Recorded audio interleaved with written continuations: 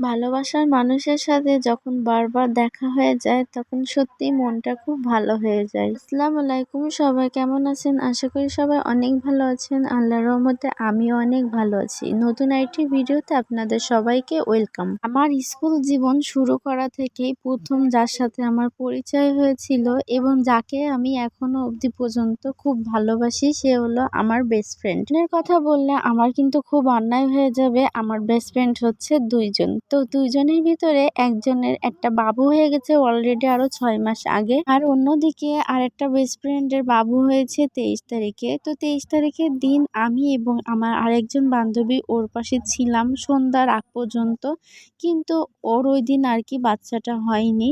ওই দিন আমরা চলে আসার পরে রাত 12টার দিকে বাবু হয়েছিল।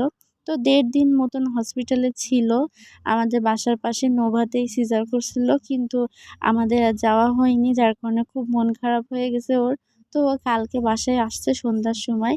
তো আজকে আমি আর আমার ভাবি বাবুকে দেখতে গেছিলাম। দেখতে যাওয়ার সাথে সাথে আন্টি এতগুলো নাস্তা নিয়ে হাজির হয়েছে আর বারবার বলতেছে খাও খাও, আগে মিষ্টি মুখ করো ছেলের উপলক্ষে। যাই হোক, ওইদিকে হালকা পাতলা কিছু খাইছিলাম। আর যেহেতু বাবু কেবল নতুন আর কি, এই জন্য আমি ফেসবুকের সামনে আর আনিনি তাকে। সবাই তো সামনে আসতে চায় না, এই জন্য কাউকে দেখাতে পারিনি। তো আজকের মতন ভিডিওটি এ পর্যন্তই। আল্লাহ হাফেজ।